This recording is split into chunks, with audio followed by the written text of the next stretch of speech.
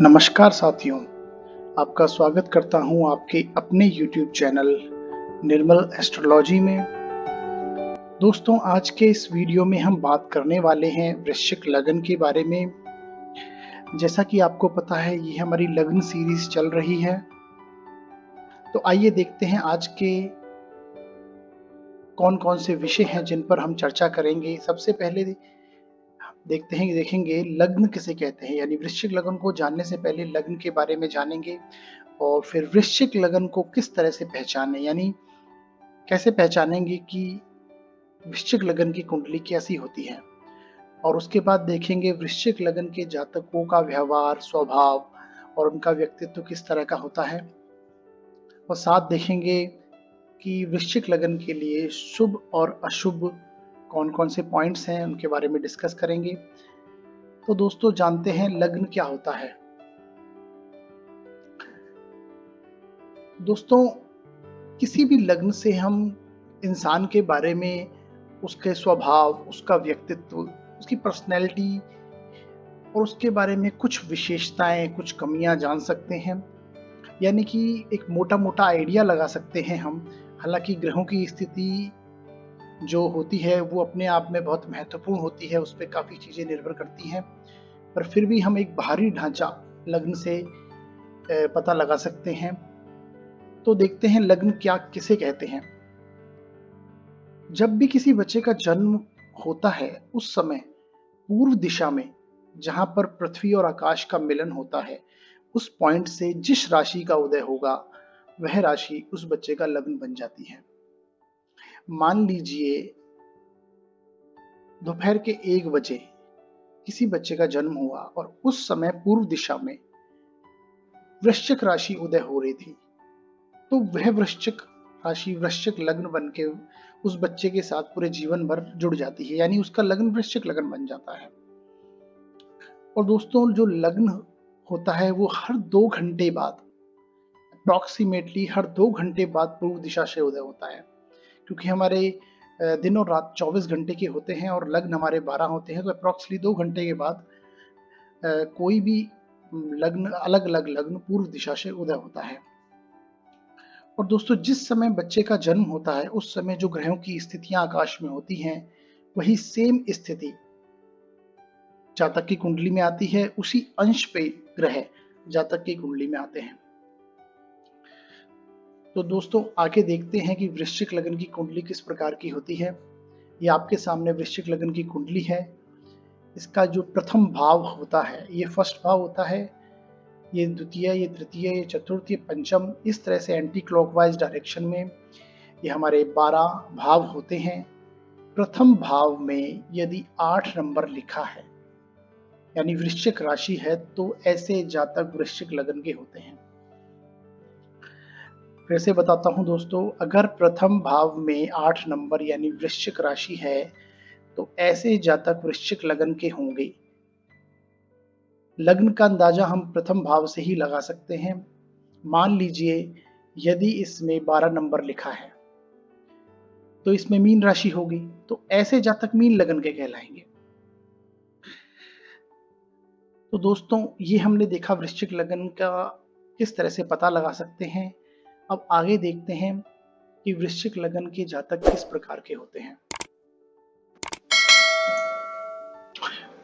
दोस्तों, काल पुरुष की कुंडली में वृश्चिक राशि अष्टम स्थान में आती है और अष्टम स्थान से हम सीक्रेट, रिसर्च, फियर यानी एक डर और गेन यानी सीक्रेट गेन होते हैं जो, उनको देखते हैं। और ये सारी चीजें अगर फर्स्ट हाउस में आ जाएंगी, यानी लग्न में आ जाएंगी, तो ये सारी चीजें इनके अंदर आ जाती हैं, ये इंपॉर्टेंट हो जाती हैं इनके लिए। यानी इनका नेचर होता है वो काफी सीक्रेटिव होता है, सीक्रेट नेचर के होते हैं। अपनी चीजें बताते नहीं हैं, अपने अंदर काफी इनकी चीजें रहती हैं। और ये दूसरों से चीजें जानेंगे, यानी इनका क्लोज नेचर होता है। अपने राज नहीं बताना चाहते और दूसरों की सारी चीजें सुनते हैं, उनके राज जानना चाहते हैं। दूसरों की सुनेंगे, अपनी नहीं बताएंगे। अपने में ही रहना इनको आता है, यानी खुद में रहते हैं, अंदर इनके काफी चीजें चलती रहती हैं। काफ़ी इमोशंस रहते हैं इनके अंदर और छुपे छुपे रहते हैं ये लोग। दोस्तों, जिस तरह से देखा गया है ये जल तत्व राशि है, तो जल तत्व वो और इनका जो स्वभाव होता है वो स्थिर होता है। यानी जल, जो रुका हुआ जल ऊपर से बहुत शांत लगता है, बहुत शांत होता है, ऊपर से काफी शांत होते हैं ये लोग, और अंदर से उसी तरह इनके अंदर बहुत इमोशन होते हैं। अंदर इनके काफी चीजें अंदर चल रही होती हैं दिमाग में, मन में। और जिस तरह से कहा इनका जो स्वामी है वो मंगल होते हैं, तो ये अंदर से इनके अंदर एक गुस्सा, एक एग्रेशन भी बहुत होता है इनके अंदर। और ये जो वृश्चिक राशि होती है ये मोक्ष त्रिकोण की राशि है। और मोक्ष त्रिकोण की जो राशियां होती हैं वो होती है सबसे पहले कर्क राशि, फिर आती है अपनी वृश्चिक राशि, और फिर आती है मीन राशि। ये तीनों राशियां मोक्ष त्रिकोण की राशियां हैं। ये लोग काफी स्पिरिचुअल भी होते हैं। ये स्पिरिचुअल होते हैं, स्पिरिचुअल जगह पे इनको घूमना बहुत पसंद होता है। देखा गया है काफी स्पिरिचुअल प्लेसेस पे घूमते हैं ये लोग अपने लाइफ में, और इनको घूमना भी बहुत पसंद है स्पिरिचुअल जगह पे। दोस्तों, इनके जो वर्क प्लेस में जो राशि आती है वो सिंह राशि आती है। जैसा कि देखते हैं ये दसम स्थान होता है, कर्म स्थान होता है, इनके कर्म स्थान में सिंह राशि आती है। तो ऐसे जो लोग वृश्चिक लग्न के जातक होते हैं, इनको अपने वर्क प्लेस में अथॉरिटी चाहिए होती है, अपने हाथ में सारी पावर चाहिए इनको, अथॉरिटेटिव काम करना चाहते हैं ये जीवन में। और कई बार देखा गया है जैसे कि, क्योंकि अष्टम स्थान में सीक्रेट, जैसे हमने बताया का सीक्रेट्स को, रिसर्च को देखते हैं, तो इनको रिसर्च के प्लेस, मतलब रिसर्च के जो फील्ड होता है इसमें ये काफ़ी आगे बढ़ते हैं, रिसर्च फील्ड में जाते हैं ये लोग। और छुप के कार्य करना, यानी कि मनी अर्न करते हैं तो छुपे तरीके से, कुछ किसी और के जरिए करेंगे, किसी अलग पर्सन के नाम से मनी अर्न करना चाहते हैं ये, इस तरह देखा गया है इनके बारे में। और जिस तरह से इनका जो साइन होता है वो होता है बिच्छू, यानी जो स्कॉर्पियो होता है ये साइन है। जिस तरह से स्कॉर्पियो पलट के डंक मारता है, उस तरह से इनके अंदर रिवेंज की एक भावना होती है। रिवेंज की राशि कही गई है स्कॉर्पियो राशि। यानी अगर आप इनसे प्यार से काम करवाएंगे तो ये करेंगे, अगर इनको जोर जबरदस्ती से कार्य अगर किया जाएगा तो ये बदला लेने की ताकत रखते हैं, अपने शत्रुओं को परास्त करना इनको आता है। क्योंकि मंगल इनके स्वामी हैं तो ये दबते भी नहीं हैं किसी से, और इनको पता है कि मुझे सामने वाले अपने शत्रु को किस तरह से परास्त करना है। दोस्तों, अष्टम स्थान से हम इंट्यूशंस भी देखते हैं। यानी इंट्यूशन मतलब अंदर की आवाज, जो अंदर से एक आवाज आती है हर कार्य को करने से पहले, किसी से मिलने से पहले, किसी व्यक्ति से मिलते हैं तो हमें पता लगता है अंदर से कि ये हमारे लिए किस तरह का होगा। किसी कार्य को करने जाते हैं तो एक आवाज अंदर से आती है, जो इनका सब कॉन्शियस लेवल होता है ये बहुत हाई होता है। यानी ये चीज इनके अंदर बहुत ज्यादा पाई गई है कि इनका जो इंट्यूशंस होती है, कह सकते हैं कि एक्स्ट्रा जो सेंस होता है इनमें होता है। इनको पहले ही पता लग जाता है कि इनके एक अंदर से आवाज आती है कि ये इसका रिजल्ट क्या होने वाला है। और दोस्तों, जो इनके मैरिज का स्थान होता है सप्तम भाव, इसमें शुक्र की राशि आती है वृषभ राशि। तो शुक्र अपने आप में ही सुंदरता का कारक है, तो इनका जो रिलेशनशिप होता है वो काफ़ी अच्छा होता है। इनको देखा गया है जनरली काफ़ी ब्यूटीफुल वाइफ मिलती है, काफ़ी सुंदर स्त्री के साथ इनका विवाह होता है। तो दोस्तों, ये थे कुछ वृश्चिक लग्न वाले जातकों की विशेषताएं। अब आगे देखते हैं वृश्चिक लग्न के लिए कुछ बेसिक पॉइंट्स क्या क्या होते हैं। जो वृश्चिक लग्न के स्वामी होते हैं वो होते हैं मंगल, जैसा कि अभी हमने आपको बताया। और इनके जो तत्व है और स्वभाव होता है, ये तत्व इनका जल होता है और स्वभाव स्थिर होता है। इससे पहले हमने बताया कि इनके अंदर जिस तरह से इमोशन चलते हैं वो यही कारण होता है। और इनके जो आराध्य देव हैं वो होते हैं हनुमान जी और शिव जी। इनकी इन्हें आराधना करनी चाहिए, इनसे इन्हें काफ़ी बेनिफिट होता है। और जो इनके लिए शुभ रंग हैं वे हैं लाल, सफ़ेद और पीला। यानी इनको इन रंगों को धारण करना चाहिए, इनका यूज़ लेना चाहिए। इनसे काफ़ी बेनिफिट होगा। और जिन रंगों से इन्हें दूर रहना चाहिए वे हैं हरा, काला और नीला। इन रंगों से इन्हें दूर रहना चाहिए। और वृश्चिक लगन के लिए जो शुभ दिन होते हैं वे हैं मंगलवार, गुरुवार और सोमवार। यानी इन दिनों में इनको कोई भी नया कार्य, कोई भी इनका जो इम्पोर्टेंट कार्य होता है वो इन दिनों में करना चाहिए, जिससे उसका फल इन्हें बहुत अच्छा प्राप्त होता है। और दोस्तों अब देखते हैं वृश्चिक लग्न के लिए मित्र लग्न कौन कौन से हैं। जो लग्न इनके मित्र यानी जिन जातकों से इनकी बनती है वो कौन कौन से लग्न के जातक होते हैं। इनके पंचम भाव में मीन राशि आती है, यानी मीन लग्न के जातकों से इनकी काफी अच्छी बनेगी। नवम भाव यानी भाग्य स्थान में इनके कर्क राशि आती है, तो यानी कर्क लगन के जातकों से इनकी काफी अच्छी दोस्ती रहती है। इसी प्रकार जो कर्म स्थान देखा गया है जहाँ पे सिंह राशि आती है, यानी सिंह लगन के जातकों से भी इनकी बहुत अच्छी बनती है। और लाभ स्थान में कन्या राशि आती है, यानी कि कन्या लगन वाले जातकों से भी इन्हें काफी लाभ प्राप्त होता है।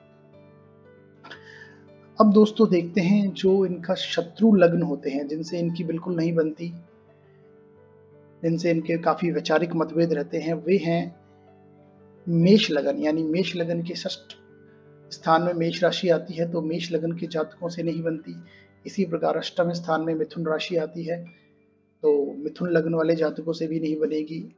और 12वें घर यानी व्यय स्थान में इनके तुला राशि आती है, यानी तुला लग्न वाले जातकों से भी इनकी नहीं बनती। अब दोस्तों आगे देखते हैं वृश्चिक लगन के लिए कारक और मित्र ग्रह कौन कौन से होते हैं। सबसे पहले जो इनके लिए मित्र और कारक ग्रह हैं वे हैं मंगल, जो कि इनके स्वयं लग्नेश होते हैं, स्वामी होते हैं। ये इनकी अंतरदशा में, प्रत्यंतर दशा में काफी इन्हें लाभ होता है। और इसी प्रकार गुरु जो कि इनके पंचम स्थान, जो कि इनके लिए ज्ञान और बुद्धि का कारक है, ये भी इनकी भी अंतरदशा में, दशा में और प्रत्यंतर दशा में काफी इन्हें लाभ होता है। इसी प्रकार चंद्र जो कि इनके भाग्य स्थान के स्वामी हैं, ये भी इनके लिए कारक और मित्र ग्रह हैं। इनकी भी दशा में काफी लाभ होता है ना। दोस्तों जो इनके लिए समग्रह हैं वे हैं सूर्य और शनि, क्योंकि सूर्य इनके कर्म स्थान के, जो कि केंद्र स्थान है, इनके स्वामी हैं, तो इसलिए सम की भूमिका निभाते हैं। इसी प्रकार जो शनि देव हैं इनके लिए सुख स्थान यानी कि एक केंद्र स्थान जो है इसके स्वामी हैं। इस वजह से ये दोनों ग्रह इनकी सम ग्रह की श्रेणी में आते हैं।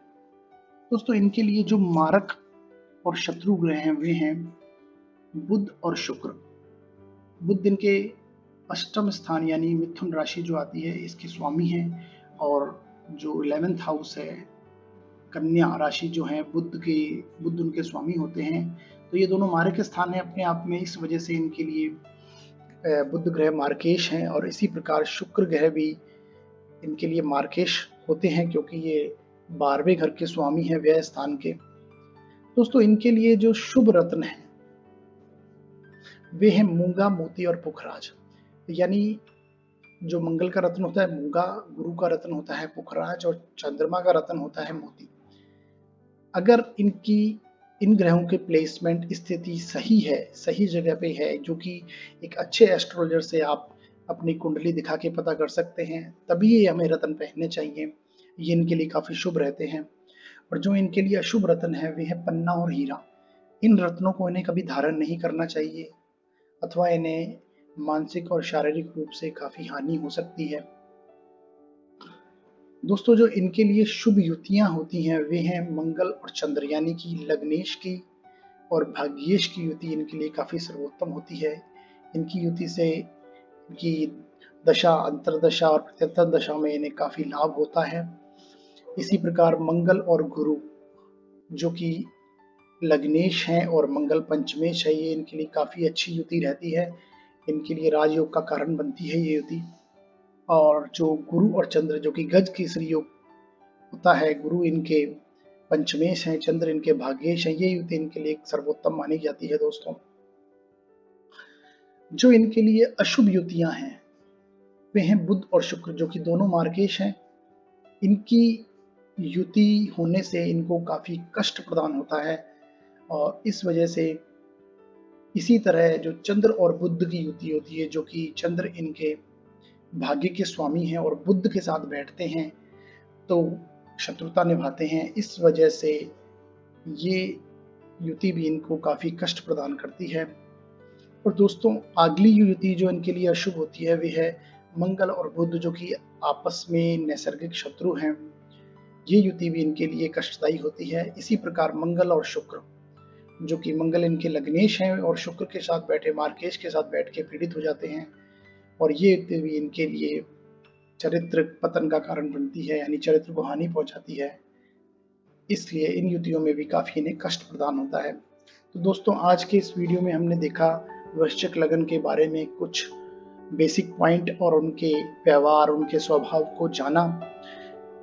दोस्तों आपको हमारा ये वीडियो किस तरह का लगा ये हमें जरूर बताइए हमारे कमेंट बॉक्स में, और हमारे वीडियो को लाइक करें, शेयर करें और हमारे चैनल को सब्सक्राइब कीजिए। अगर यदि आपको हमारे वीडियो से रिगार्डिंग कोई भी इश्यू होता है, कोई भी डाउट होता है, तो हमें जरूर मैसेज कीजिए। हमारा नंबर डिस्क्रिप्शन में दिया हुआ है, आप हमें कॉल भी कर सकते हैं। हमारा वीडियो देखने के लिए दोस्तों बहुत बहुत धन्यवाद।